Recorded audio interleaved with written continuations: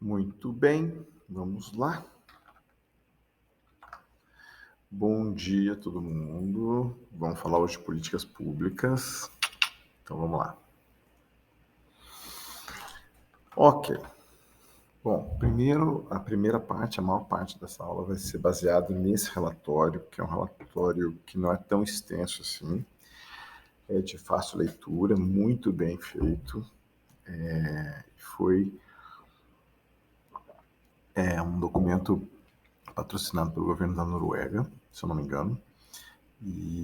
Mas é um documento que foi um documento preparatório para a reunião da UNEA, que foi agora em 2022, fim de fevereiro, começo de março. Então, dia 2 de março terminou, onde teve a decisão para se elaborar o Tratado Global para o plástico, para a poluição plástica, né, no mundo.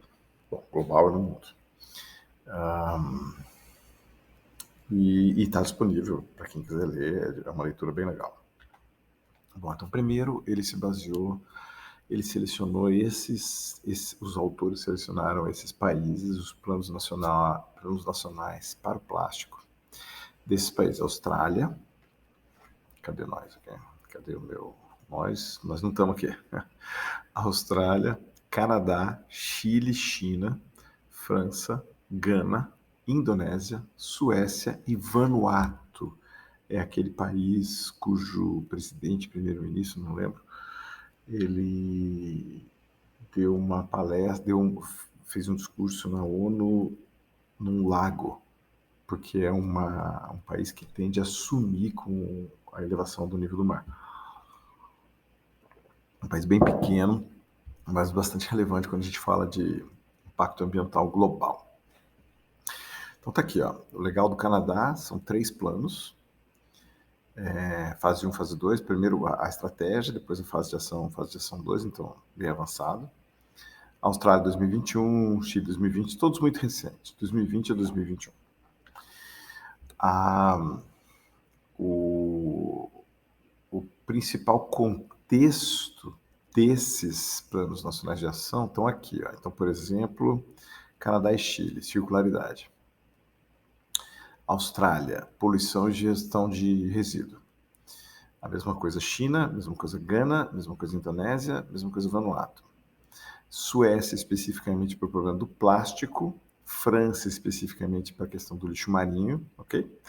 Mas acho que dá para dizer assim, circularidade e gestão de resíduo são os principais aqui. O escopo, qual é o foco desses planos? Então, por exemplo, aqui, e a gente vai falar disso bem no fim, Austrália é plástico de uso único, né, os descartáveis e tipos de poluição marinha. Canadá, todas as fontes e tipos de plástico. Chile, embalagem e fonte continental, fonte na terra.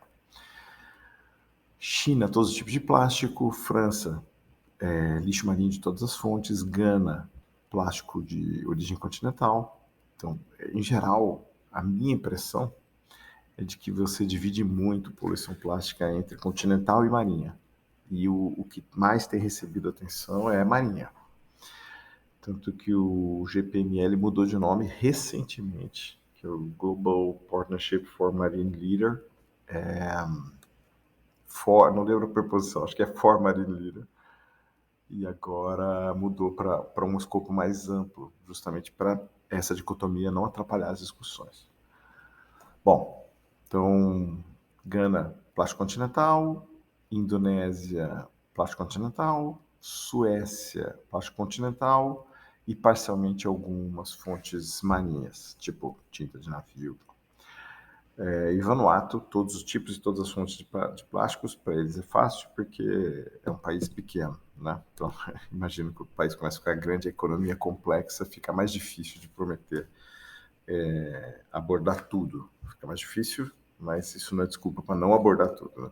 Mas, de qualquer modo, acho inteligente que um plano nacional tem um foco muito específico para as potencialidades e para a infraestrutura e para as condições de cada país. É uma coisa que, inclusive, a gente vai ver mais para frente. E aqui um sumário de cada uma das coisas que costumam ser abordadas em casos específicos para cada um dos países, e eu vou dar exemplos da parte de microplástico, que é o foco da disciplina, mas aqui, ó, escopo geral, microplástico, abordagem de ciclo de vida, análise de ciclo de vida, abordagem cross-setorial, então intersetorial, né, ou setorial cruzadas, diferentes setores, prevenção da poluição, isso que eu achei legal, todos, prevenção da poluição, todos, é uma coisa que a gente vai ver no fim, que é a questão da prevenção da produção, já que a produção está associada à poluição, já que a gestão de plástico não tem tido muita, gestão de resíduo plástico não tem tido muitos movimentos de ruptura, é uma coisa mais ou menos constante. Cleanup, a gente tem aqui na disciplina, tem a representante do Our Blue Hands, teve uma aula que a gente conversou sobre o tema, então esse é um tipo de atividade que é legal. A Our Blue Hands trabalha com isso, se eu não me engano, pelo que eu entendi bem. E a gente tem também uma outra iniciativa na disciplina que trabalha com a reciclagem, né? A Thaisa Peralta, se eu não me engano. E a gente tem, alguns países estão elegendo o cleanup como uma das estratégias para trabalhar a questão da poluição plástica. Fontes continentais, todos, e fontes marinhas, nem todos. Ok? Sobre microplástico, vamos falar sobre, eu vou citar algumas das coisas que estão previstas nos planos. Então, por exemplo, na Austrália, eles estão discutindo a obrigatoriedade de filtro em máquina de lavar para evitar microfibras têxteis. Pesquisa na área de microplástico sem um foco muito específico, mas dizendo, nós vamos pôr dinheiro em pesquisa para evitar esse tipo de coisa, ou para minimizar, ou para vetar, sei lá. Então, diferentes citações, mas todos dizendo que vão pôr dinheiro em pesquisa, Canadá, França e Suécia. Então, se você quer trabalhar com microplástico, talvez esses sejam países interessantes para você ver financiamento. Se quer trabalhar com microplástico e ir para o exterior para fazer parte da sua formação lá, isso pode ser um critério. A Suécia, especificamente, quer trabalhar a prevenção da entrada na natureza, que é uma coisa que o pessoal tem discutido nos pré-eventos do UNEA. O primeiro vai ser agora em fim desse mês, em novembro. Mas os pré-eventos todos, as discussões todas, o pessoal já está batendo papo e jogando as ideias para a discussão. Essa é uma coisa muito comum. Então, o plástico tem que ficar na economia. Essa é a defesa da circularidade. Então, o plástico não pode sair do processo econômico. Então, prevenir a entrada na natureza e apoiar os esforços regulatórios europeus, porque isso é uma coisa complicada. Todo esforço regulatório bate de frente com a economia, isso é complicado. Então tem que ser feito com muito cuidado. Então a Suécia está dizendo, nós vamos apoiar. E Vanuatu, banimento de todo tipo de microplástico. De tipos de microplástico, desculpa. Beleza. Uma coisa interessante é a dicotomia quantitativa-qualitativa, que permeia a nossa ação como cientista, né, sempre.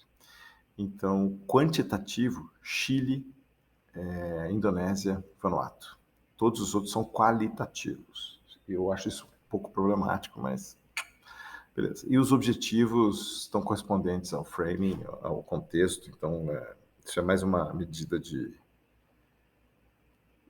dos autores para falar sobre a qualidade dos planos nacionais. Então isso eu acho que é um carimbo de, os caras levaram a sério. Beleza. Aqui são algumas das coisas que estão previstas em geral. Deixa eu falar sobre as coisas que são mais interessantes. Primeiro, obrigações, ações para o governo. Todos os planos nacionais estão colocando na reta dos governos. Uma coisa que eu acho interessante são as obrigações e ações para a indústria. Por exemplo, China, França e Suécia não estão prevendo forçar a indústria a nada. Os demais estão. Um dos exemplos, que é o que eu acho mais promissor, que ganha um destaque nesse trabalho, nesse report, é o EPR, Extended Producer Responsibility. Aí eu cortei o debate disso, acho que é do Canadá aqui, peraí. Isso, do plano canadense, a explicação para quem não sabe. Então, é a responsabilidade estendida do produtor, seria REP em português, em inglês Extended Producer Responsibility.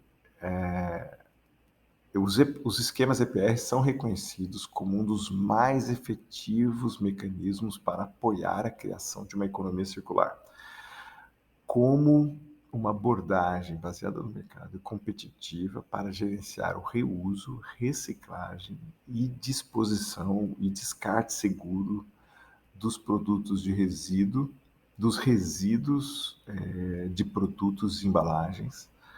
Os esquemas EPR são considerados uma abordagem líder, uma abordagem principal para reduzir o resíduo plástico de uma maneira responsável e custo-efetiva. Que é basicamente você falar que o produtor do resíduo, o produtor do futuro resíduo é também responsável pelo resíduo. Então, aquelas métricas, por exemplo, acho que Minderoo é uma entidade que produz bastante métricas desse tipo. Por exemplo, as indústrias responsáveis pela maior parte dos resíduos encontrados no mundo. Ou seja, quando você pega uma garrafa de Coca-Cola e fala assim, pô, isso aqui é uma garrafa de Coca-Cola. Tá claro que é uma garrafa de Coca-Cola. Então, foi parar nas praias do mundo todo. Então, tem um top 10 das indústrias que são as principais responsáveis pelos resíduos no mundo.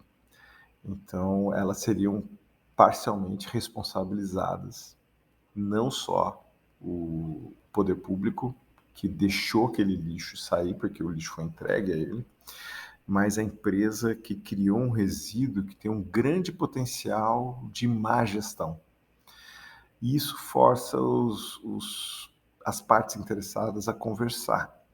Então, não necessariamente a Coca-Cola é a culpada por isso, mas a Coca-Cola pode pensar numa embalagem menos passiva de ir parar no meio ambiente e também pode forçar a Coca-Cola a pressionar o poder público para gerenciar melhor, por exemplo, aumentar os incentivos para a reciclagem das garrafas, o que vai aumentar o interesse na coleta especificamente dessas garrafas. Então, esse tipo de coisa é fruto de uma responsabilidade, de um esquema EPR. Então, é um tipo de ação que muita gente quer fazer e está aqui, ó. A maioria dos países dos planos nacionais prevêem mecanismos, não necessariamente o EPR, mas como o EPR, ou seja, eles vão falar para a indústria, ó, vocês têm que fazer alguma coisa. Menos China, França e Suécia. Regulação de produtos, por exemplo, ecodesign, por exemplo, que se tem em aula, uma regulação que querem colocar para multi-film, de cobertura de solo para agricultura, que essa cobertura de solo, esse filme tenha no mínimo 25 micrômetros, ou eu acho que é 25 micrômetros, que é para garantir que quando você for recolher esse filme, ele não rasgue. Então, essa é uma regulação de design do produto, porque hoje as técnicas de processamento são tão boas que você consegue fazer um filme efetivo para a função desse produto, né, desse filme, para a agricultura, mas na hora de puxar ele rasga, ou seja, é um design. Essa é a questão da circularidade que eu acho, muita gente confunde circularidade com reciclagem, ponto. Estou reciclando, estou fazendo ciclo. É claro que reciclagem é parte da circularidade, mas é muito maior do que isso. Então, você desenhar um produto para que ele possa ser circular, então, por exemplo, a garrafa de Coca-Cola que vai acabar parando nas praias, talvez, eu não sei, não sou designer, não sou um químico industrial, mas pode ser que haja algum modo de melhorar o design da garrafa para permitir que ela seja circular, mais circular do que ela tem sido. Assim como o filme de agricultura, assim como qualquer coisa que a gente veja que acaba indo parar no meio ambiente, mais do que devia, ou mais do que outros produtos. Então, a questão do design vai ter que ser lançada. Vocês podem ver que até os países, a Suécia, França e China, que não querem obrigar as indústrias, ou não tem no seu plano nacional de ação a obrigação das indústrias a tomar ação, mesmo esses países estão aqui pedindo no seu plano nacional de ação a regulação de produto. Então, isso eu acho fatalmente uma tendência. Requisição para conteúdo de reciclados, a maioria não tem. Gestão de resíduo, a maioria pede. Cleanup, está meio a meio. 3 contra 6. Banimento de plástico de uso único. Isso é uma tendência. Onde eu vejo discussão, plástico descartável está no mato. Quem gosta de fazer festinha com descartáveis, para não ter que lavar tudo, mas termina a festa com 5, 6, 10 sacolões preto de lixo, lotado de descartável. Essa atitude, eu acho que ela tem data para acabar. Ela já não é legal hoje, mas eu acho que ela vai ser ilegal amanhã. Então, todos estão pedindo, com exceção de Gana. Okay? Então, realmente, banimento de descartáveis acho difícil de evitar. Tirando os obrigatoriamente descartáveis, como de higiene, sanitário, eu acho que até os de higiene, eles... Por exemplo, você não pode banir descartáveis para higiene, mas você pode exigir que eles não sejam de plástico. Então, um cotonete de madeira, por exemplo, o cabo. Né? Então, esse tipo de coisa fatalmente vai acontecer. Beleza. Então, esse aqui eu acho interessante. Requisição para rotulagem. A maioria não está pedindo, mas eu acho uma tendência. Talvez não necessariamente para rótulos, mas abrir que tipo de aditivo, quais aditivos, se não quais, o tipo e o nível de toxicidade desses aditivos, uma vez livres do plástico. Porque uma coisa, ele pode ser super tóxico, que nem retardante de chama, mas ele está dentro do plástico, você não vai pegar nele. A parte que você tem acesso a ele, que está na superfície, é muito pouco, não é tóxico. Mas uma vez que ele vai para o meio ambiente e, eventualmente, ele vai ser completamente mineralizado, vai ser exposto. Esse aditivo vai embora. É um problema isso. Isso não participou do desenvolvimento dos produtos até hoje. Então, essa é uma coisa que tem que ser gestada, ela tem que ser pensada. Beleza. Então, vamos seguir. Uma continuaçãozinha. Isso. A tabela era grande. Então, cleanup, desenvolvimento de conscientização, né? Ou seja, elevar a conscientização do público para essa questão, todos. Pesquisa, todos menos Indonésia e Vanuatu. Envolvimento da sociedade civil, currículo da escola pública, poucos, Gana e Indonésia. Eu acho interessante. Pesquisa menos Vanuatu e Indonésia, já falei. Envolvimento e engajamento da sociedade civil. Tá partido. E essa é uma coisa enfatizada no report. Intergovernmental Division of Roles and Responsibilities.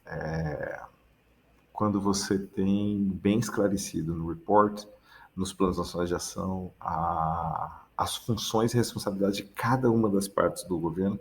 Se eu não me engano, a China é bastante elogiada no report, porque eles dizem qual secretaria é responsável por qual função, por qual objetivo estabelecido. Bom, isso aqui em relação a monitoramento e reporting, ou seja, a confecção de relatórios para dizer o que está acontecendo, que é uma coisa muito importante que nem todos estão fazendo, que é uma coisa complicada, depois eu vou falar um pouco mais sobre isso, de acordo com o plano de nacionalização. Então, timeline concreta de implementação. Eu acho isso ridículo. Canadá, Indonésia e Vanuatu só. O resto não colocou. Ou seja, vou fazer isso, isso e isso. Só não sei quando. Isso é um absurdo. Eu entendo que do ponto de vista diplomático, político, pode ser complicado colocar uma data. Mas do ponto de vista de avaliação crítica do plano nacional de ação, é ridículo não se colocar uma data, ou uma timeline, ou um planejamento com tempo, né? Obrigação para o governo de mecanismo de reportar como está andando, está meio a meio, complicado. Mecanismo de obrigação para a indústria, complicado, não está meio a meio, 3 contra 6. Mecanismo de monitoramento, complicado. Midterm review, que é uma coisa importante, o relatório, o report estressa isso. Não, olha, só Indonésia e Vanuatu. Então, você avaliar como está sendo a ação do seu plano nacional e rever mecanismos de ação é fundamental para um plano funcionar. E a maioria não tem. Mecanismo de revisão final, quando você tem um expiry date, que a maioria não tem. Então, só a Suécia, Indonésia e Canadá. Aqui, ó, aqui está falando Final Review Mechanism quando tem o expiry date, mas na Suécia está falando que não tem timeline, porque às vezes tem uma data, às vezes tem alguma coisa, mas não tem uma timeline geral, concreta. Então, por isso que tem uma aparente discordância aqui, mas é por causa disso, porque tem alguma coisa, mas e aí tem um mecanismo para rever de acordo com aquela data. E follow-up performance indicators tá terrível, né? 6 contra 3, então isso é uma coisa ruim. Vamos continuar, por que não desceu? Tá aqui. Em relação a dinheiro administrativo e institucional, né? Em relação a dinheiro e questões administrativas e questões institucionais, ok? Não é dinheiro administrativo e institucional, falei mal. Novas instituições estabelecidas. 3 países vão criar novas instituições para esse Plano Nacional de Ação, Gana, Indonésia e Vanuatu.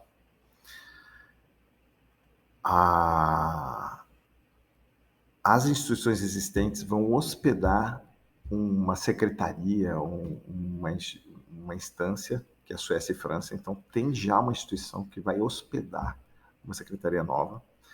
Estimativa de custos, só Vanuatu, o resto não pôs quanto dinheiro vai gastar, vamos ver depois.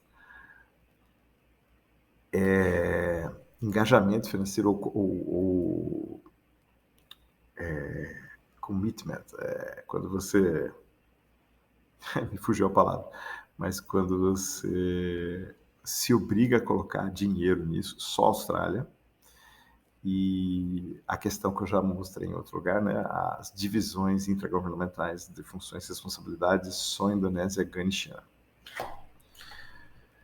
Aqui algumas análises comparativas selecionadas.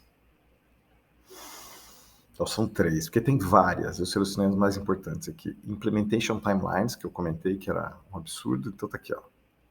Not included Suécia, Gana, França, China, Chile e Austrália. Então aqui tem quais são as timelines, o que eles vão fazer, Vanuatu, Indonésia e Canadá. Então é um absurdo não ter uma previsão de quando, né? Eu decidi que eu ia emagrecer em 2002 e estou até hoje no meu plano individual de ação tentando emagrecer. Há 20 anos eu não emagreço. Se eu não colocar uma data, eu não vou emagrecer nunca. Então não faz sentido. Esse eu acho importante. Reporting Requirements for Industry. Não tem em vários lugares e isso eu acho que todos os stakeholders têm que estar participando. Tem que ser cobrados e tem que poder reportar. Não pode ser uma caixa preta. E está aqui Austrália, China, Chile, França, Gana, Suécia e Vanuatu. Não pediram para as indústrias reportar como estão andando a parte deles no Plano Nacional de Ação. Então isso é grave. E por fim, a questão do regulação de produto e demandas técnicas. Olha que louco. Todos estão abordando a questão dos descartáveis, principalmente. E aí aqui está pedindo, na Austrália, no Canadá, na China estão pedindo, e no Chile, estão pedindo aqui, ó. Desculpa. No Chile, no Canadá e na Austrália estão pedindo o conteúdo de reciclado, vai ter conteúdos mínimos, e no Chile e na China, design.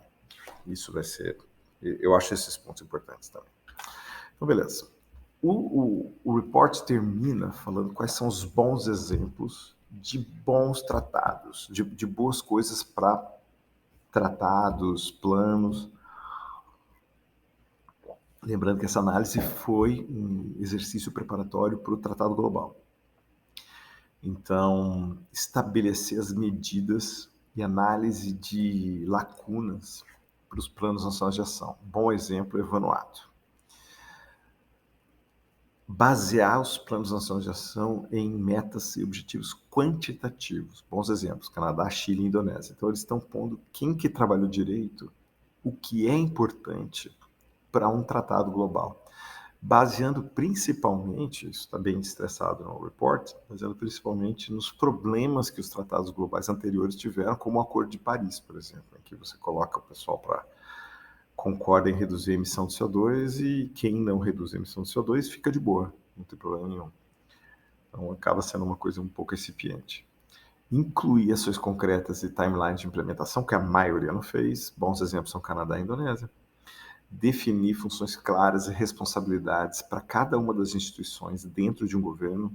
Bons exemplos, China, Gana e Indonésia, porque se dizer que vai fazer e não definir quem, depois gera uma bagunça burocrática e aí quem que vai fazer? Você não sabe nem quem cobrar.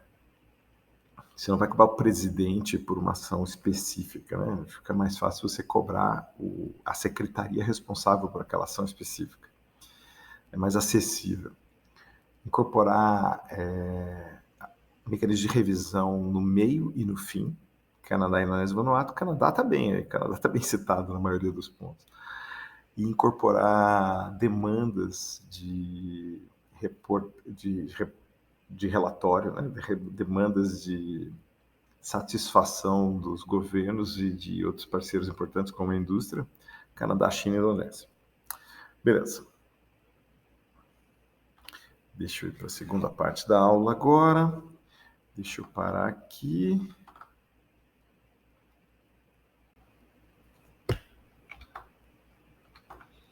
Vamos lá? Então, agora a segunda parte. Nós temos aqui, né? Sobre o Tratado Global. Aqui nesse paper eles têm uma boa timeline. Eu vou pegar pedacinho por pedacinho para vocês verem mais ou menos como é que vai ser. Então, começou dia 2 de março, quando terminou o evento, o 5.2, Assembleia das Nações Unidas para o Meio Ambiente, que foi em duas partes. Então, a segunda parte foi no Quênia, agora fim de fevereiro, começo de março, e quando acabou, eles fizeram a resolução End Plastic Pollution Towards an International Legally Binding Instrument, que é o Tratado Global, e é para os países poderem legalmente se comprometer com essa redução. De 30 de maio a 1 de junho, o pessoal fez um grupo de trabalho aberto para preparar para o começo das negociações. Essas negociações começaram a receber as informações em 15 de julho desses membros todos, ok? E aí, dessas contribuições, tiveram essas seguintes participações: No Submission, No Comment, Estados Unidos, Brasil, Effect Both. E aí, aqui, ó, você tem os países, as organizações associadas aos países que tiveram participação na agência global, na discussão, na primeira discussão, na submissão de ideias e de sugestões. Aí você teve, no fim de julho, a ONU declarou o direito, um ambiente saudável como um direito humano, que é uma coisa fundamental para garantir uma amplitude da discussão, porque agora, como é um direito humano, você pode exigir dos países um ambiente saudável. Então, se ele é um ambiente poluído, você perdeu um direito básico, um direito humano. E aí você pode reclamar. Esse aqui, o High Ambition Coalition to End Plastic Pollution, é uma coalizão que foi lançada no fim de agosto para poder discutir um bom tratado, um ambicioso tratado, porque esse tratado ele é um tratado considerado urgente e por isso ele teve uma timeline curta, porque o pessoal diz que 2 anos, mais de 2 anos, né? Porque começou a brincadeira no começo, do começo para o meio, meado do primeiro semestre de 2022, vai terminar no fim de 2024, então 2 anos e um teco. Então isso é considerado uma timeline curta. E agora, fim de novembro, vai ter a primeira reunião no Uruguai e vão ter essas outras reuniões aqui, ó. E aí vai terminar em dezembro de 2024 a quinta reunião. Essa quinta reunião, acabando, é para se propor, espera-se, não sabemos, um tratado global para acabar com a poluição plástica e proteger e promover a saúde global. Então, essa é a timeline, é uma coisa da qual eu acho que todo mundo tem que participar. Vamos ver o que vai dar isso aí. Algumas impressões que eu tenho dos textos que eu tenho lido, tem esse contraponto aí de antes, vocês podem ver, foi lançado o Tratado Global no começo de 2022, né, 2 de março, mas aqui, essa matéria de 16 de maio, aqui, né, deixa eu pegar o pointer aqui.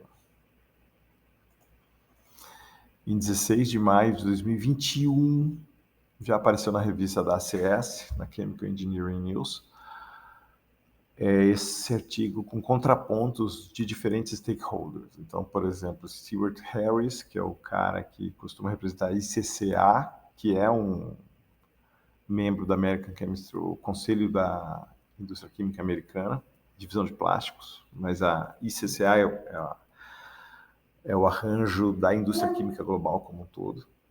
Ele participou desse paper também, ele é citado como um frequente representante da ICCA, e ele estava falando que era muito difícil, que é um desafio você propor um tratado global, sendo que a infraestrutura ela é muito específica para cada lugar.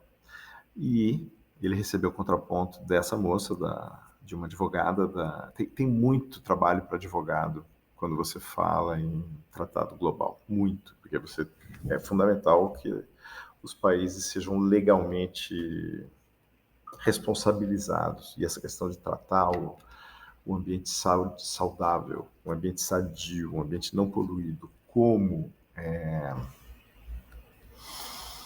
um direito humano, isso coloca a questão do direito muito no centro do debate, porque a gente tem que poder cobrar. E o que ela levanta é que a rede de fornecimento, a rede de valores do plástico, elas são globais, então é possível criar um esforço global harmonizado. Então, esse debate tem nesse artigo de opinião, né, um repórter que entrevistou 3 pessoas, 2 estão aqui citadas, e ele fez a matéria com esses contrapontos. Então, tem uma coisa legal, uma impressão que eu tenho de ler é que a indústria está comprometida com essa questão, mas os governos, as indústrias e as organizações não governamentais ligadas ao meio ambiente, elas têm, obviamente, interesses diferentes. E esses interesses precisam ser harmonizados. E eu sinto uma boa vontade de todos, independente da motivação, todos têm interesse para resolver essa questão da poluição plástica. Não tem como. A indústria tem a sociedade de consumo, tem os consumidores que estão querendo isso. Os governos precisam limpar essa bagunça toda. Então, eles não querem limpar, alguém tem que ajudar a limpar isso aí. Então, essa questão do custo da poluição nunca foi dividido entre os diferentes stakeholders. Não é dividido. Quem paga é o cidadão, quem paga é o governo. A indústria paga também, mas ela, como eu falei antes, né, como também está previsto nos planos nacionais de ação, a questão do design precisa ser repensada, porque a indústria, os parceiros da indústria, eles nunca tiveram, porque nunca foram demandados e porque isso não era um problema antes também, não desenharam os seus produtos de maneira a impedir que a poluição plástica tomasse conta do planeta. De novo, porque ninguém sabia que ia tomar conta do planeta. Não era uma coisa, não era um problema, hoje é.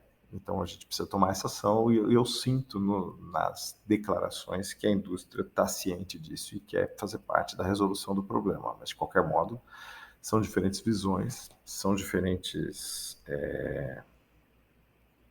interesses que têm um objetivo único, né?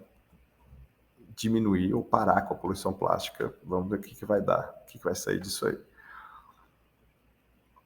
Alguns desafios na minha visão são: o problema, a reciclagem é muito citada como parte da solução, porque você tem um lixo, um resíduo que deveria fazer parte, que iria ser gerenciado ou mal gerenciado. Deixa eu refazer a frase. Você tem um resíduo que seria gerenciado e eventualmente mal gerenciado, indo parar no meio ambiente, que vai ter outro destino, que é a circularidade, que é ficar no loop do ciclo econômico e não ir para a natureza. E isso é consenso, ninguém defende que não deveria ser assim. O problema é que, por mais que o material reciclado seja mais caro que o virgem, esse é um problema hoje, principalmente lá nos Estados Unidos, com a questão do gás do fracking, você consegue fazer um material virgem muito mais barato que o reciclado. Mas, mesmo que não seja, que o preço não é uma questão, e o cara da indústria, o Stuart Harris, declara que isso não é uma questão, porque às vezes a indústria quer fazer isso para atender o seu consumidor, que quer ver a embalagem com reciclados. Eles não conseguem encontrar. Então, essa é a declaração dele. Se uma companhia está procurando colocar mais reciclados na sua embalagem, é muito difícil de encontrar. Então, é um mercado que já está estabelecido e a estrutura de reciclagem precisa ser aumentada. A reciclagem química, que é uma coisa que tem sido muito comentada, ela é muito intensiva em energia. Se é muito intensiva em energia, tem outro problema ambiental, que é os efeitos estufa. E existe uma discussão sobre você parar não parar a produção de plástico virgem, mas congelar. Tá produzindo 400 milhões de toneladas por ano? É 400 milhões, acabou. Não tem mais fábrica nova. Não tem mais planejamento de mais plástico virgem. Isso acaba forçando a demanda para materiais reciclados. Então, essa é uma sugestão que aparece, inclusive, de alguns setores da indústria. Mas é uma sugestão muito difícil de engolir, porque a indústria não vai aceitar, é muito disruptivo. Então, é uma coisa que muitos cientistas têm proposto, muitas organizações não governamentais, alguns setores da indústria, porque isso acaba forçando a entrada do material reciclado. Isso força, naturalmente, se você congela a produção de plástico e tem uma maior demanda crescente do mercado, você acaba forçando os reciclados. Economicamente, naturalmente, vai aumentar a produção de reciclados. Então, essa é uma coisa que o pessoal tem discutido. É de difícil implementação, vamos ver como é que vai ser. Outra coisa que tem, outro desafio são os aditivos. Isso precisa, na minha opinião, essa é uma opinião minha, né, pessoal, a formulação dos plásticos ela tem que ser aberta. Os aditivos, eles têm um custo tóxico quando eles vão parar no meio ambiente, então é preciso se preparar para isso, para quando o plástico vai parar no meio ambiente. A circularidade pressupõe que aditivos que são seguros para uma aplicação acabem indo parar em outras aplicações onde eles não são tão seguros. Isso precisa ser repensado, porque um material que pode ser seguro porque não vai entrar em contato com a gente, porque ele está no motor, ele está, sei lá, está num lugar escondido, não tem uma exposição tão grande, vai acabar sendo reciclado para fazer outra coisa. Esse aditivo vai ser diluído ali. Então, esse aditivo vai acabar parando em outra aplicação onde ele pode não ser tão seguro. Isso precisa ser cuidado. Tem também os aditivos que são banidos já, que foram banidos de uso e que ainda estão nos eletrodomésticos aqui em casa. Eu vou jogar fora, eles vão ser reciclados e o aditivo está lá, ele volta para o mercado. Ele foi banido por uma questão de saúde, então isso precisa ser limpado. Existe pesquisa nesse sentido, mas é um problema também terrível. E a questão da comercialização de lixo, essa é uma questão que é considerada no âmbito da justiça ambiental. Então, isso não é justo do ponto de vista de que por exemplo, um exemplo que o pessoal sempre fala é de pneu remanufaturado. Quando uma empresa importa um pneu remanufaturado, ele importa um futuro resíduo que vai ficar aqui e não no país de origem. Então, isso resolve um problema no país de origem, mas gera um futuro problema aqui. E quem importou os remanufaturados, que são mais baratos, são interessantes do ponto de vista econômico, quem vai pagar por esse lixo somos nós, os cidadãos e o país do empresário que importou os pneus remanufaturados. Então, essa consulta precisa ser feita à sociedade. Não só o pneu, que é um produto